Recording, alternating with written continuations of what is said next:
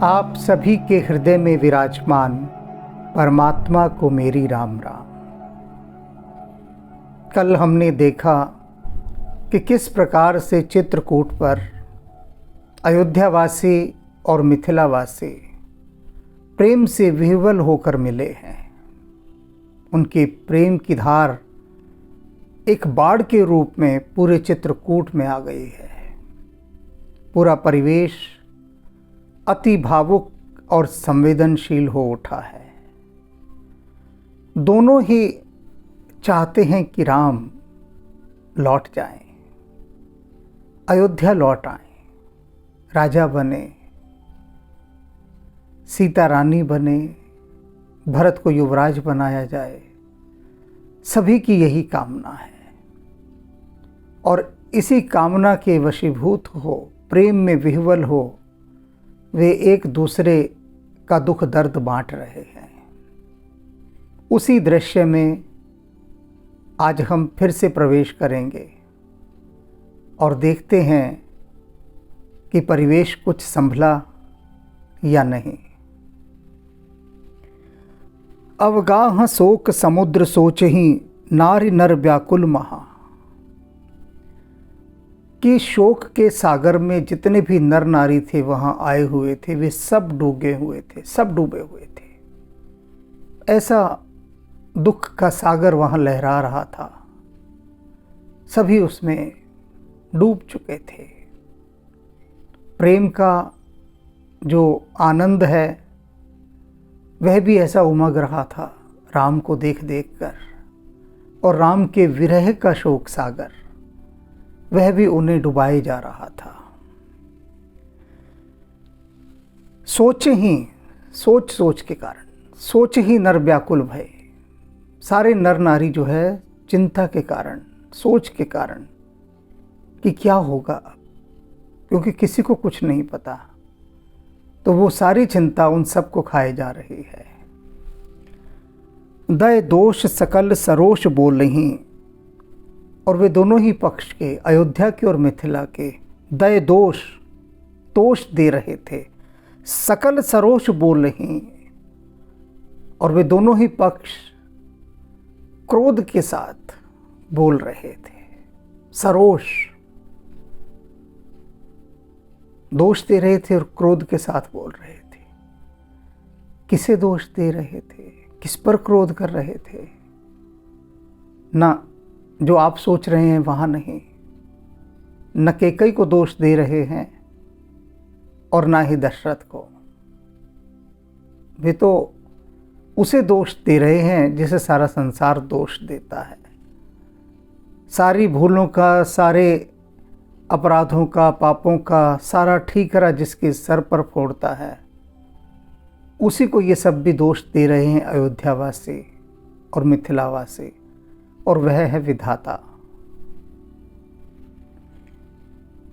Balm with कीनो कहा, कह रहे हैं ये जो विपरीत हो गया है ना विधाता, इसने ये क्या कर दिया। सभी दोष दे रहे हैं, ये क्या कर दिया इसने विपरीत होकर।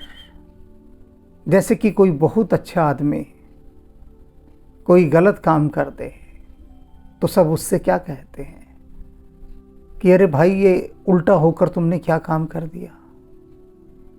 और इसी तरह से अयोध्यावासी, मिथिलावासी दोष दे रहे हैं विधाता को, क्रोध कर रहे हैं विधाता पर, और कह रहे हैं कि विधाता ने वाम होकर, विपरीत होकर, ये देखो क्या कर दिया। ये कोई करने योग्य काम था जो किया है विधाता ने।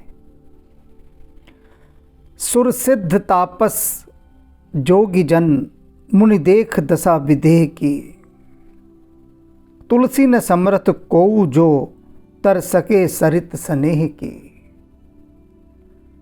तुलसीदास जी कह रहे हैं कि महाराज जनक की जो इस समय स्थिति है,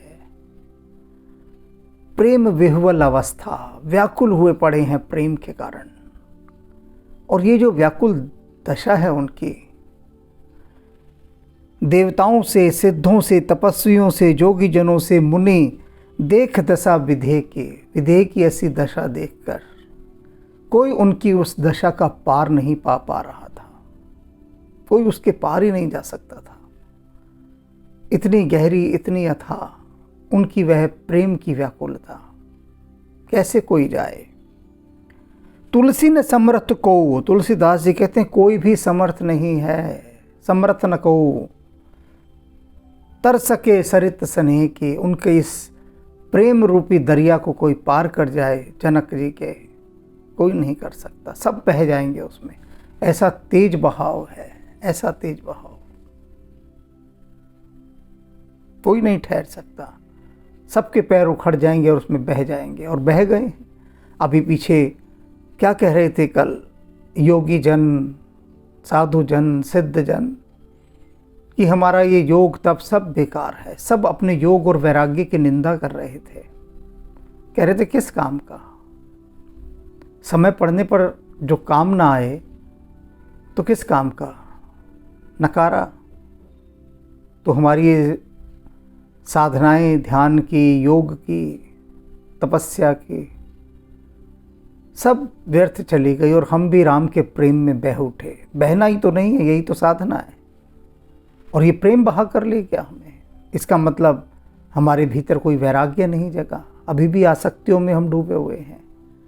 तो ऐसा भाव जनक जी के प्रेम का, कि जिसमें सब बह रहे हैं, सिद्ध, योगी, मुनि, साधुगण, सभी, कोई इस सरिता के बहाव से पार नहीं जा पा रहा। किए अमित उपदेश जहां तहां लोगन मुनि बरहन। बहुत सारे मुनिगण वहाँ पर आए हुए थे, साधु सन्यासी ऋषिगण। उन्होंने अनेक प्रकार से वहाँ उपस्थित लोगों को समझाया, अनेक प्रकार से जो उपस्थित जन थे सबको बहुत समझाया, और जनक जी को तो विशेष रूप से समझा रहे हैं। धीरज धर्य नरेश कहूँ वशिष्ठ विदेह सन। अब महाराज जनक को यदि कोई कह सकता है कि आप धैर्य धारण करें, तो वे केवल गुरु वशिष्ठ कह सकते हैं, और कोई नहीं कह सकता। दो कारणों से नहीं कह सकता। सबसे पहला कारण तो महाराज जनक का जो स्टेटस है, जो उनकी प्रतिष्ठा है, उसमें उनको कहने के लिए, उनको कुछ समझाने के लिए उनसे बड़ा स्थान चाहिए, उनसे बड़ा रुतबा होना चाहिए, पद होना चाहिए, तब कोई समझा सकता है। क्योंकि महाराज जनक राजा हैं, और राजा जब तक कुछ पूछता नहीं है, जब तक जवाब भी नहीं देना चाहिए। पहला कारण तो यही हो गया। और दूसरा कि जो वशिष्ठ जी हैं, वे प्रेम की सरिता में अभी इतने नहीं बहे हैं। बाकी तो सबकी खुद की हालत खराब है। जिसका खुद ही रोना धोना नहीं मचा, कम हुआ हो, महाराज जनक को क्या समझाएगा। स्वयं को ही नहीं साध पाया, स्वयं ही अभी बह रहा है राम के प्रेम में, राम के वियोग में, दुखी है, उदास है, निराश है, हतोत्साहित है। तो जो खुद ही दुख के सागर में डूबा हुआ है, वह महाराज जनक को क्या समझाएगा। वशिष्ठ जी समझा सकते हैं, क्योंकि वे सधे हुए हैं, सिद्ध हैं, विह्वल वे भी हैं। इस प्रेम की धार का प्रभाव उन पर भी पड़ रहा है, किंतु उन्होंने स्वयं को साध लिया है, संभल गए हैं। धीरज धरहि नरेश कहूँ वशिष्ठ विदेह सन। महाराज जनक को वशिष्ठ जी कहते हैं कि हे नरेश, धैर्य धारण करो, व्याकुल नहीं होना है, धैर्य रखना है। जास ज्ञान रवि भव निसिनासा, बचन किरण मुनि कमल विकासा। तुलसीदास जी कह रहे हैं जो महाराज जनक है ना, ये कोई साधारण हस्ती नहीं है। महाराज जनक कैसी हस्ती हैं। जास ज्ञान, जिनका जो ज्ञान है जनक जी का ज्ञान, वो ऐसा है, रविभव निसिनासा, सूर्य के समान है। कैसे सूर्य के समान? जो इस संसार के आवागमनों के चक्करों को छुड़ा देता है, ऐसे ज्ञानवान है ये।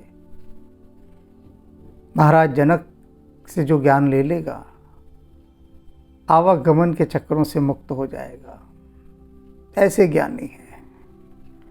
वचन किरण मुनि कमल विकासा, और इनके जो वचन है, इनकी जो वाणी है, वह सूर्य का ऐसा प्रकाश है कि जो साधु सन्यासियों के हृदय रूपी कमल को खिला देती है।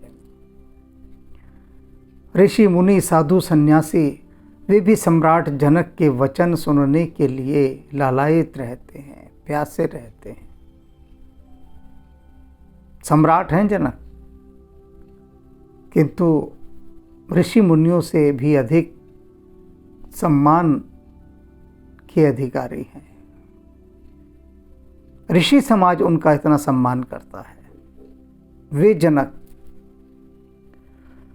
तेहि की मोह ममता नीराई, क्या ऐसे विदेह जनक को मोह ममता छू सकती है, उनके निकट आ सकती है, नियराई, उनके नियर आ सकती है? दोबारा यहाँ पर रेखांकित कर रहा हूँ, नियराई। नियर शब्द भारत का शब्द है। ये शब्द थोड़ा सा परिवर्तित होकर अंग्रेजी में जाकर नियर हो गया। नियर आई तुलसीदास जी अवधि में बोल रहे हैं। ये नियर शब्द संस्कृत का है। यह सिय राम सनेह बड़ा है। कहते हैं तुलसीदास जी, ध्यान से सुनो मेरी बात, कि महाराज जनक जो हैं, जिनका ज्ञान ऐसा है कि कोई उनसे सुन ले ये ज्ञान तो जन्म मरण के बंधनों से मुक्त हो जाए। ऋषि मुनियों के हृदय के कमल को खिलाने वाली वाणी उनके सूर्य के प्रकाश के समान है। भला ऐसे विदेह जनक, क्या ममता मोह इनसे घिर सकते हैं? क्या मोह ममता इनके पास आ सकती है? कभी नहीं आ सकती। तो वही नहीं आ सकती तो ये इतने व्याकुल क्यों है? फिर प्रश्न ये उठता है। पीछे भी ये प्रश्न उठा था कि जनक की ऐसी दशा देखकर तो लोग यही कह रहे हैं कि जो जनक को विदेह कहा जाता है वो सत्य नहीं है। विदेह ऐसा तो नहीं होता। ये तो राम के प्रेम में देखो कैसे मरे जा रहे हैं। जैसे हम संसारी लोग तुच्छ वस्तुओं के लिए प्राण न्यौछावर करते हैं, ऐसे राम के लिए ये मरे जा रहे हैं। कहाँ के विदेह हुए? तो तुलसीदास जी कहते हैं, यह सिय राम सनेह बढ़ाए। यह तो सीता और राम जी के प्रेम की बढ़ाई है, जनक की नहीं है। क्योंकि जनक किसी लौकिक प्रेम के कारण नहीं खींचे जा रहे हैं। ये बात समझ लीजिए कि जो अलौकिक प्रेम है, सीता राम का जो प्रेम है, वो साधारण प्रेम तो है ही नहीं, अलौकिक है, दूसरे लोक का है, पारलौकिक है। तो उस प्रेम में वो वशीभूत हो गए हैं, उस प्रेम में खिंचते जा रहे हैं। ये महिमा बताई है सिया राम के प्रेम की। सियापति रामचंद्र जी का प्रेम ऐसा है कि अच्छे अच्छे डोल जाते हैं, अच्छे अच्छे। और डोलते किस अर्थ में डोल जाते हैं? झूमने लगते हैं, मस्ती छा जाती है उन पर। कहते हैं ना, पीवत रामरस लगी खुमारी, नशा छा जाता है।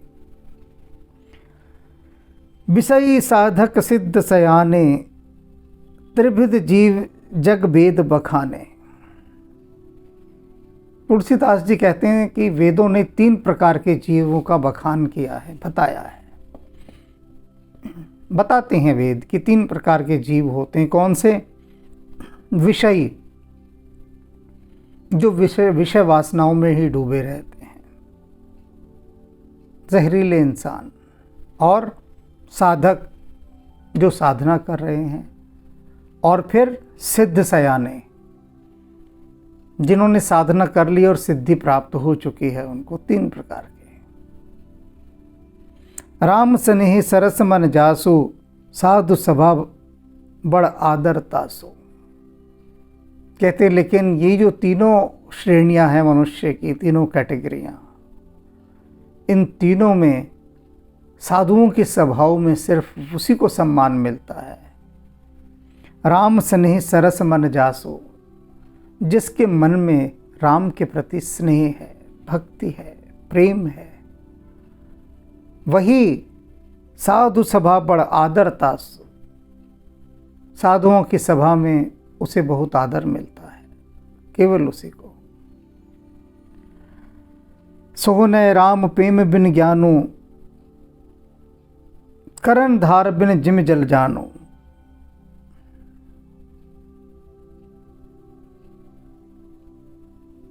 यहां एक बात समझानी रह गई ऊपर, एक बात समझानी। ये कह रहे हैं कि विषयी साधक सिद्ध सयाने, तीन तरह के लोग बताए अभी, विषयी साधक और सिद्ध सयाने। और कह रहे हैं जब तक राम के साथ उनकी प्रीति नहीं होगी ना, प्रेम नहीं होगा, तब तक उनको संसार में सम्मान नहीं मिलेगा, आदर नहीं मिलेगा, पहचान नहीं मिलेगी, तब तक नहीं मिलती। साधु सभा पर आदर तासु, साधुओं की सभा में उन्हें तभी सम्मान मिलता है। उदाहरण के द्वारा समझिए कैसे।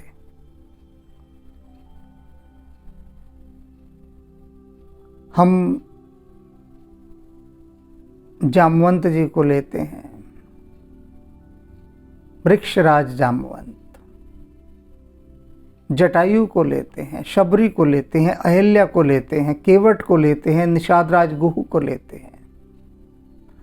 ये सभी इनके मन में राम के प्रति कितना प्रेम था, और राम के प्रति प्रेम होने के कारण ही ये पूरे संसार में सराहे गए, इनका सम्मान हुआ, आदर हुआ। राम स्नेह सरस मन जासो, जिसका मन राम के प्रेम से सराबोर है, सारा संसार उनका आदर करता है। ये तो अभी इतने उदाहरण मैंने दिखाए, अब एक अंतिम उदाहरण बता रहा हूं। अंतिम उदाहरण हनुमान जी का। विनय पत्रिका में तुलसीदास जी ने कहा है, हनुमान जी ने कोई योग तपस्या वगैरह कुछ नहीं की, सिर्फ राम की सेवा की है, सिर्फ राम की सेवा। और उस सेवा से ही अभिभूत होकर राम ने हनुमान जी से कहा, जो बात कही, अद्भुत बात कही, वरदान जो दिया। तुलसीदास जी कहते हैं हनुमान जी को ऐसा वरदान दे दिया कि जो भी कोई हनुमान जी के नाम का सिमरन करेगा, उससे राम स्वतः ही प्रसन्न हो जाएंगे अपने आप, और उस पर बड़ी कृपा करेंगे। कि इतनी बड़ी गरिमा दे डाली अपने भक्त को, अपने सेवक को, कि अपने ही बराबर कर लिया और कह दिया कि जो तुझे दिया जाएगा, तुझे अर्पित होगा, वो मुझे मिलेगा। कितनी बड़ी बात है। तो ये राम की ही महिमा है जो भी कही गई है यहाँ पर। सोहन राम प्रेम बिनु ज्ञानो, कहते राम के प्रेम के बिना जो है ना, ज्ञान शोभा नहीं देता। क्या अर्थ है इसका? कि राम के प्रेम के बिना ज्ञान शोभा नहीं देता, ज्ञान को शोभा नहीं मिलती। कितनी भी ज्ञान हो, नॉलेज हो, टैलेंट हो, लेकिन अगर राम उसके साथ नहीं जुड़े, राम उसमें नहीं समाये, उस प्रतिभा में, उस गुण में, तो संसार उसका आदर नहीं करता, उसकी शोभा नहीं है। मतलब आदर वादर छोड़ दो, सौंदर्य ही समाप्त हो जाता है उसका, उसमें सौंदर्य रहता ही नहीं। कुरूप हो जाती है वह वस्तु जो राम के बिना है, कुरूप हो जाती है, सौंदर्य समाप्त। एक उदाहरण के द्वारा समझिए। आप शादियों में जाते हैं, सभी जाते हैं, कौन नहीं जाता? शादियां होती जाने के लिए। वहाँ पर डीजे लगा होता है, धूम धड़ाका, सब कूद रहे होते हैं बंदरों की तरह, उछल कूद फांद सब चल रही होती है, नाच गाना। और वहीं पर एक आदमी माइक पकड़े हुए गाना गा रहा होता है जरा जरा सी देर में। कईयों ने तो स्टेज के ऊपर पूरा डांस प्रोग्राम भी रखा होता है, गायक हैं एक से एक बढ़िया फिल्मी गाने गा रहे हैं। अब मुझे बताइए, इतने लोग जो गा बजा रहे हैं वहाँ पर, अच्छे से अच्छे गायक, तो शादी में जो लोग आए हुए हैं क्या उनके पैर छूते हैं जाकर? जो गायक वहाँ गा रहा है, जो नर्तकियां नाच रही हैं, कोई छूता है पैर? कोई नहीं छूता। उस घर के परिवार की कोई स्त्रियां छूती हैं पैर जाकर? कोई नहीं छूता। और वहीं दूसरी ओर जब कुमार गंधर्व साहब गाते हैं, पंडित जसराज गाते हैं, भीमसेन जोशी गाते हैं, लता जी गाती हैं, रफ़ी साहब गाते हैं,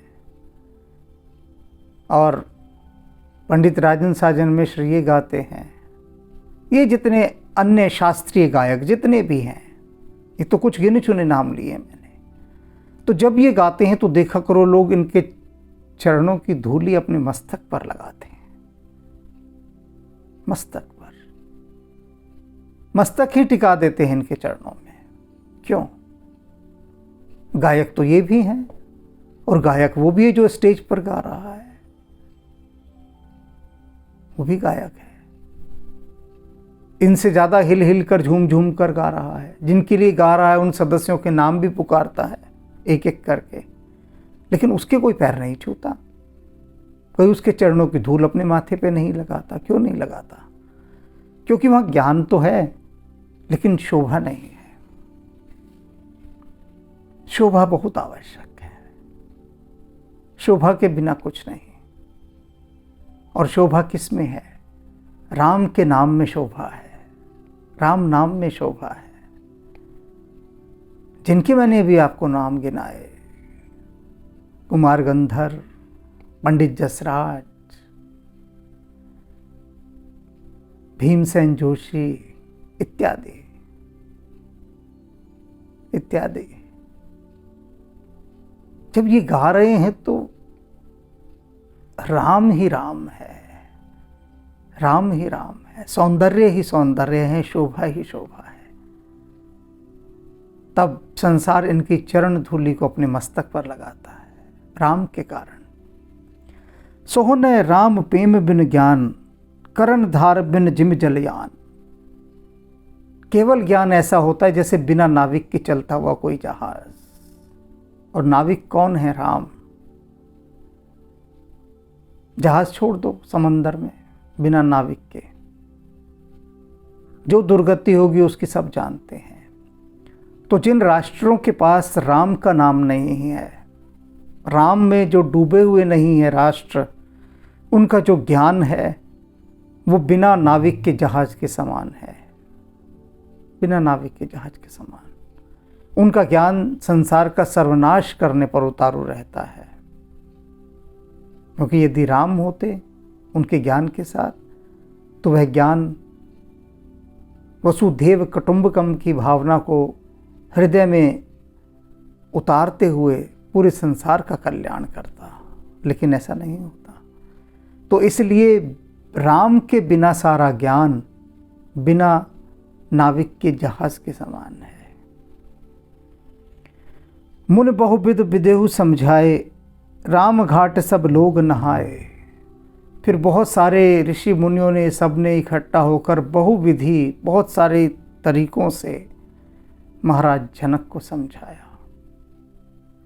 अभी जो यहाँ बात कह रहे हैं तुलसी जी, बहुविध जनक समझाए, ये बहुविध जो कहा, बहुत विधियों से, इसका अर्थ है कि जनक संभाले नहीं संभल रहे थे। इतनी विह्वल दशा उनकी थी, संभाले नहीं संभल रहे थे। कई कई एग्जाम्पल्स देने होंगे, उदाहरण देने पड़े होंगे ऋषि मुनियों को, तब जाकर कुछ वो संभले होंगे। और फिर उसके बाद राम घाट सब लोग नहाए, सब लोग राम घाट पर जाकर नहाए। जहाँ राम स्नान करते हैं उसका नाम ही राम घाट पड़ गया। सकल शोक संकुल नर नारी, जितने भी नर नारी थे सब गहरे शोक में डूबे हुए थे। सो बासर बीते हूँ बिन बारी, कहते हैं वो जो दिन था बिना पानी पिए बीता। खाना पीना तो दूर, कुछ भी खाएं, पानी भी किसी ने नहीं पिया। निर्जला व्रत धारण किया सभी ने। इतने दुखी थे, मन से उदास थे। कौन खाना खाए, कौन पानी पिए। देह तो सुध बुध खो बैठी थी, नहीं खाया नहीं पिया। पशु खग मृगन नकीन आहारो, और कह रहे हैं कि मनुष्यों की तो बात छोड़ दो, तुलसीदास जी कह रहे हैं पशु पक्षी इत्यादि उन्होंने भी कुछ नहीं आहार ग्रहण किया। अब एक बार किसी ने मुझसे पूछा कि ये तो टू मच है जो लिखा है तुलसीदास जी ने। मैंने कहा भाई क्या टू मच है, बताओ जरा। मेरे तुलसी जी लिख रहे हैं कि ऐसी प्रेमियों की दशा देखकर वहां पर पशु पक्षियों ने भी खाना छोड़ दिया। ऐसे कैसे हो सकता है? पशु पक्षियों को क्या मतलब तुम्हारे दुख सुख से? तो मैंने कहा ये तुम इसलिए नहीं समझ पा रहे हो बात, क्योंकि तुम्हारे हृदय में अभी राम का प्रेम नहीं है। अभी जो ऊपर बात कही गई थी ना कि केवल ज्ञान ही ज्ञान हो, प्रेम ना हो तो उसमें शोभा नहीं होती, सौंदर्य नहीं होता। मैंने कहा तुम्हारी बात में केवल तर्क है, केवल तर्क, सौंदर्य नहीं है, भक्ति नहीं है, संवेदनशीलता नहीं है, गहराई नहीं है, डेप्थ नहीं है, वरना तुम ऐसी बात कहते ही नहीं। तो वह बोला व्यक्ति कि ऐसा कैसे आपने कह दिया, अपनी बात को प्रमाणित कीजिए। मैंने कहा भाई उदाहरण बता देता हूँ, प्रमाणित करने की तो बात नहीं करता, तुम्हें ठीक लगे तो मान लेना, बात प्रामाणिकता की तो है ही नहीं। क्योंकि मेरा उदाहरण भी कोई तुम्हें प्रामाणिक लग जाए इसकी कोई गारंटी नहीं है, कोई गारंटी नहीं। बता देता हूँ, लग जाए तो ठीक है। तो उसने कहा हाँ बताइए।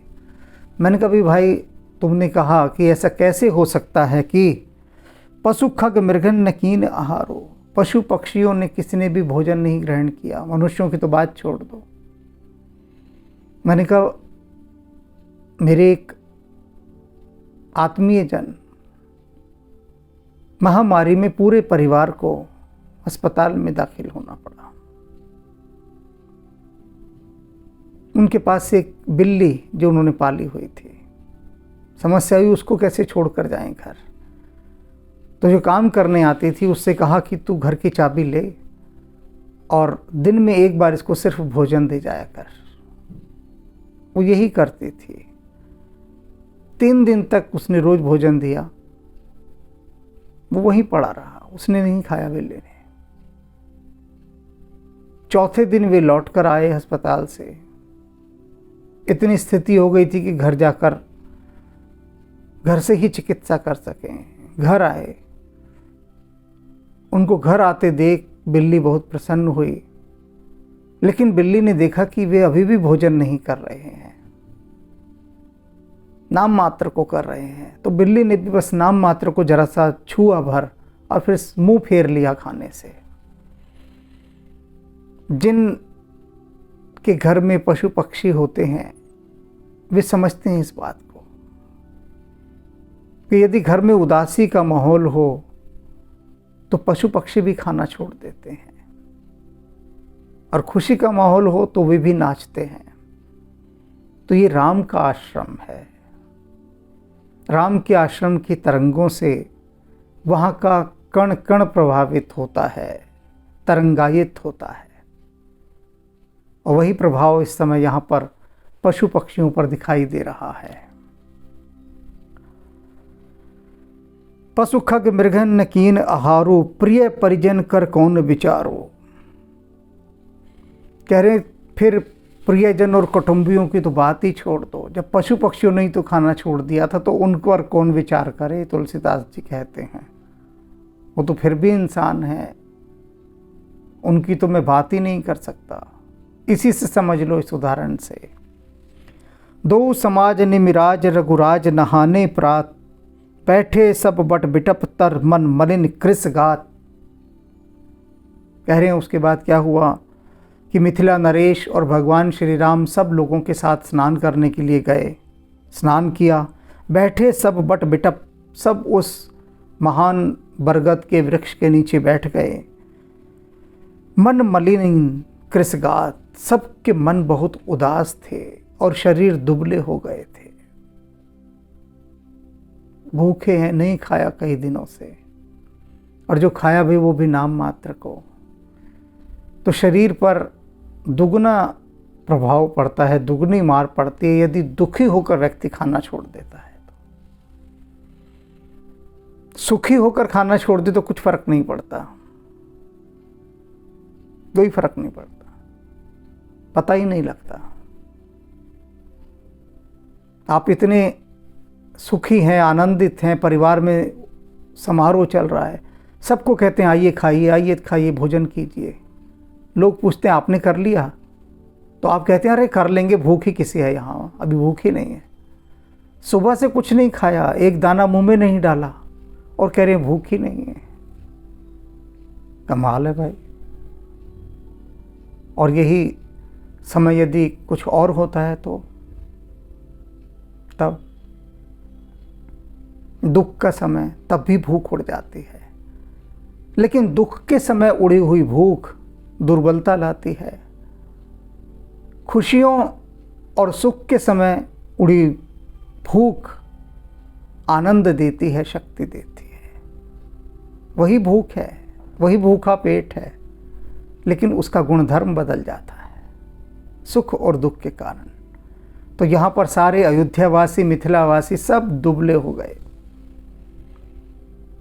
मन उदास हो गया। जे महिषुर दशरथपुरवासी, जे मिथिलापति नगर निवासी, हंस वंश गुरु जनक पुरोधा, जिन जग मग परमारथ सोधा।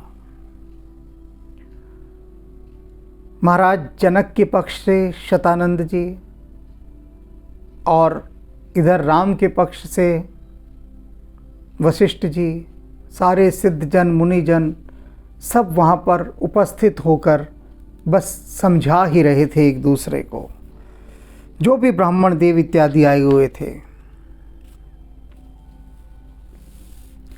और ये कैसे हैं ये सारे लोग? वशिष्ठ जी, शतानंद जी, जिन्होंने धर्म क्या है, नीति क्या है, शास्त्र क्या है इत्यादि सबको छान मारा है, सब खंगाल मारा है, सब खंगाले हुए इनके, सब जानते हैं सब कुछ। ऐसे सिद्ध जन हैं ये। लगे कहन उपदेश अनेका, सहित धर्म नय विरत विवेका। धर्म, नीति और वैराग्य से युक्त ये अनेक प्रकार के उपदेश देने लगे, क्योंकि सभी दुखी हैं, और विशेष रूप से महाराज जनक। तो नीतिपूर्ण, धर्मपूर्ण, विवेकपूर्ण वचन कहकर उनको सांत्वना देने लगे। कौशिक कह कह कथा पुरानी, समुझाई सब सभा सुबाने। कौशिक मुनि, विश्वामित्र जी भी वहाँ हैं, अभी पता लगा हमें, वे भी आए हुए हैं। और उन्होंने कह कह कथा पुरानी, प्राचीन कथाएं सुनाई जो मन को शक्ति और शांति देती हैं। समुझाई सब सभा सुबाने, अपनी सुंदर वाणी से सारी दुखी सभा को उन कथाओं को सुनाया, समझाया। तब रघुनाथ कौशिक ही कहूँ, नाथ कली जल बिन सब रहे हो। उनकी बातें सुनने के बाद प्रभु राम विश्वामित्र से कहते हैं कि हे स्वामी, हे नाथ, कल आप सब लोग बहुत भूखे रहे, और न केवल भूखे रहे, पानी भी आपने नहीं लिया, जल भी ग्रहण नहीं किया। निर्जला एकादशी जैसा आप लोगों ने व्रत रखा, कल कुछ नहीं खाया पिया। मुन कह उचित कहत रघुराई, गए हो बीत दिन पहर अढ़ाए। विश्वामित्र जी कहते हैं राम तुम बिल्कुल सही कह रहे हो, सही बात। और न केवल विगत कई दिन ऐसे गए हैं रूखे सूखे, बल्कि आज का भी 2.5 पहर बीत चुका है और हमने कुछ नहीं खाया पिया, सब भूखे हैं। अर्थात क्या, राम का ध्यान इस ओर है। ये राम की संवेदनशीलता देखिए। कह रहे हैं वे गुरुदेव से कि आप सब लोग भूखे हैं, भोजन नहीं किया, पानी भी नहीं पिया, तो आपको भोजन और पानी जो भी कुछ है जलपान ग्रहण कर लेना चाहिए। विश्वामित्र भी कहते हैं राम से कि राम तुमने सही बात कही, आज भी देखो 2.5 पहर बीत गए और कुछ नहीं खाया पिया। ऋष रुख लख कहते हो रि राजू, यहाँ उचित नहीं असन अनाजो। विश्वामित्र की बात जानकर कि यहाँ पर वे खाने पीने की व्यवस्था करवाने जा रहे हैं, महाराज जनक ने कहा यहाँ ठीक नहीं है खाना पीना, यहाँ नहीं खाएंगे।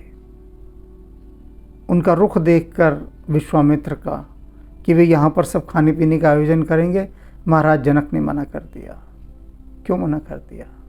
क्योंकि वे इतने सारे लोग जो आए हुए हैं यहाँ पर, वे सभी यदि राम के आश्रम में बैठकर भोजन करेंगे तो सारे आश्रम की सुंदरता नष्ट हो जाएगी, दूषित हो जाएगी, सब इधर उधर फैल जाएगा खाने पीने का सामान। तो वो जो शांति, वो जो सौंदर्य है, उसकी गरिमा नष्ट होगी, उसे चोट पहुँचेगी। इसलिए महाराज जनक ने मना कर दिया कि यहाँ खाना पीना नहीं होगा। कहा भूप भल सब ही सुहाना। महाराज जनक का यह कथन सबको अच्छा लगा। सबने कहा हाँ बात सही कह रहे हैं आप, जहाँ खाना पीना करेंगे तो बस यहाँ तो चारों तरफ जो है अपवित्रता हो जाएगी, जूठन इत्यादि सब पड़ेगी।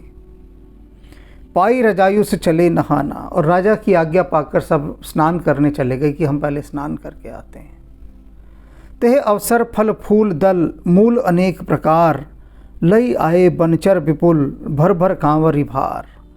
और तब जो कोल किलाल थे, वे वहाँ की वनवासी जातियाँ, वे टोकरों में भर भर कर, पालकियों में भर भर कर फल फूल कंद मूल शहद सब ले आए उनके स्वागत के लिए। अब देखिए यहाँ पर वो मछलियाँ नहीं ला रहे हैं। अब जब भरत जी सेना के साथ वहाँ पर आए थे निषाद राजगुह के पास, तब उनके सैनिकों के लिए वो मछलियाँ भी लेकर गए थे। लेकिन यहाँ पर नहीं, यहाँ पर गुरुजन हैं, विशिष्ट जन हैं, सबके लिए फल फूल कंद मूल यही सब लेकर आ रहे हैं। सैनिक कोई भी नहीं है यहाँ इस समय। ये बातें ध्यान रखने योग्य हैं। कामद भेगिर राम प्रसादा। ये जो कामद पर्वत है, ये राम की कृपा से सारे सुखों को देने वाला हो गया है। अवलोकत अपहरत विषादा। इसको देखने से ही दुख का अपहरण हो जाता है, दुख समाप्त हो जाता है। कर सरिता बन भूमि विभागा, जन उमगत आनंद अनुरागा। यहाँ की तालाब नदियाँ वन फल फूल सबको देखते ही आनंद उमगने लगता है भीतर। बेल बिटप सब सकल सफूला। बेले हैं, वृक्ष हैं, लताएं हैं, सब फूलों से लदी हुई। बोलत खग मृग अली अनुकूला। पशु पक्षी भंवरे इत्यादि सभी मधुर स्वर में प्रसन्न चित्त से गुंजार कर रहे हैं। अनुकूल बोलियाँ, प्रतिकूल बोली भी होती है। जब पशु पक्षी भयभीत होते हैं तब उस समय उनका स्वर अलग होता है, जब प्रसन्न होते हैं तब अलग होता है। और मनुष्य के साथ भी यही है, उसका भी ऐसा ही होता है। ते अवसर बन अधिक उछाहो, त्रिविध समीर सुखद सबका हो। और इस अवसर पर तो ये वन बहुत अधिक उत्साह से भर गया था।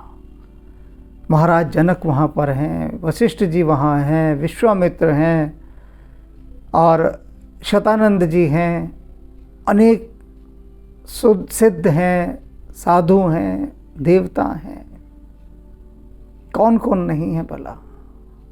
सारे गुणीजन वहाँ पर हैं। तो पूरा वन उत्साह से भर गया है, आनंद से। जाइन ने बरन मनोहरताई, उस मनोहरता का वर्णन नहीं किया जा सकता। जन्म ही करत जनक पहुनाई, जैसे कि पूरी धरती महाराज जनक की पहुनाई कर रही हो, उनका आतिथ्य कर रही हो, उनका स्वागत कर रही हो। पूरी धरती उनके स्वागत के लिए जैसे आ गई हो। प्रकृति ऐसी सौंदर्य संपन्न हो चुकी है। तब सब लोग नहान नहाई, राम जनक मुन आयुष पाई। और तब भगवान राम, सीता और महाराज जनक की आज्ञा पाकर सब लोग स्नान करने लगे। देख देख तरुबर अनुरागे, जहाँ जहाँ पुरजन उतरन लागे। दल फल मूल कंद विधनाना, पावन सुंदर सुधा समाना। वहाँ के स्नान करने के बाद पेड़ों को देख देख कर बड़े आनंदित हो रहे हैं, भाव से भर रहे हैं। और जहाँ जहाँ जो जिसको स्थान मिल रहा है वहाँ पर आराम से बैठ के अब फल फूल सब आ गए हैं, उनका भोजन कर रहे हैं, ग्रहण कर रहे हैं आहार। सादर सब कहें राम गुर पठय, भर भर भार। पूज पितर सुर अतिथि, गुर लगे करन फलहार। वशिष्ठ जी और प्रभु राम की तरफ से सभी के लिए भर भर कर फल इत्यादि भेजे गए। और सभी ने क्या किया, पहले पूजित पितर सुर, पितरों को, देवताओं को, अतिथि गुर, अतिथियों को, गुरुजनों को, इन सब का पूजन किया। और उसके बाद लगे करन फलहार, उसके बाद फलाहार सब करने लगे। पहले पूजन किया सबका। एह विद बासर बीते चारे, ऐसा करते करते 4 दिन बीत गए। रोज यही होता था। आते थे, प्रभु के पास बैठते थे, समझाना बुझाना चलता था सबका आपस में। सब एक दूसरे को सांत्वना दे रहे हैं, समझा रहे हैं। ऋषि मुनियों की विशेष भूमिका थी समझाने की।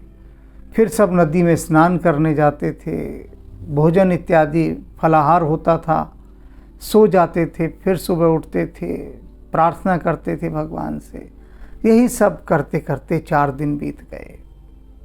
4 दिन की और उनको मोहलत मिल गई थी, वो भी बीत गए। एह बिद बासर बीते चारी, राम निरख नर नारी सुखारी। और इन 4 दिनों तक राम को देख देख कर ये जितने भी नर नारी आए थे, अयोध्यावासी, मिथिलावासी, बड़े सुखी हुए। राम के पास रह रहे हैं 4 दिन। ये जान ही नहीं रहे कि 4 दिन के बाद फिर विछोह होगा, बिछुड़ना होगा, विरह होगा। समझ ही नहीं रहे हैं। वर्तमान में ही जी रहे हैं कि राम साथ हैं, बस आनंदित हैं। दूह समाज अस रुच मन माही, बिनु सिय राम फिरब भल नाहि। दोनों ही समाजों में, कौन से समाज, अयोध्या का समाज जो आया है और मिथिला का समाज, दोनों की समाजों के मन में एक ही बात चल रही है, समाई हुई है। क्या एक ही बात, कि राम के बिना फिर के यदि हम लौटे, बिना राम के लौटे, तो उसमें हमारी भलाई नहीं है। हमारी भलाई तो इसी में है कि हम राम को अयोध्या ले जाएं, इसी में भलाई है। और यही दोनों पक्ष मना रहे हैं बार बार कि बस राम लौट जाएं, राम वनवास को न जाएं। उनकी प्रार्थनाएं अपनी जगह पर हैं। राम क्या निर्णय लेते हैं ये तो हमें राम ही बताएंगे।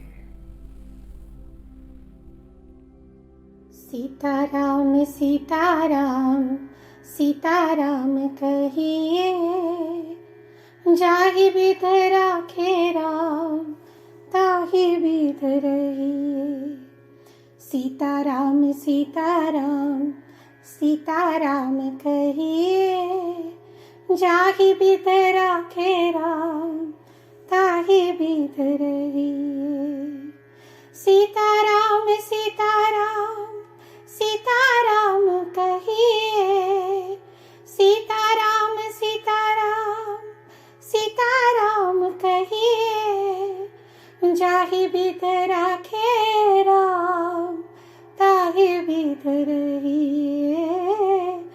जाहि विध राखे राम ताहि विध रहिए। सीताराम सीताराम सीताराम कहिए। जाहि विध राखे राम ताहि विध रहिए। जाहि विध राखे राम ताहि विध रहिए। सीताराम सीताराम सीताराम कहिए। जाहि विध राखे राम ताहि विध रहिए। सीताराम सीताराम सीताराम कहिए। सीताराम सीताराम सीताराम कहिए। जाहि विध राखे राम ताहि विध रहिए। जाहि विध राखे राम ताहि विध रहिए। सीताराम सीताराम सीताराम कहिए। जाहि विध राखे राम ताहि विध रहिए। जाहि विध राखे राम ताहि विध रहिए। सीताराम सीताराम सीताराम कहिए। जाहि विध राखे राम ताहि विध रहिए। जाहि विध राखे राम ताहि विध रहिए। सीताराम सीताराम सीताराम कहिए। जाहि विध राखे राम ताहि विध रहिए। जाहि विध राखे राम ताहि विध रहिए। जाहि विध राखे राम ताहि विध रहिए।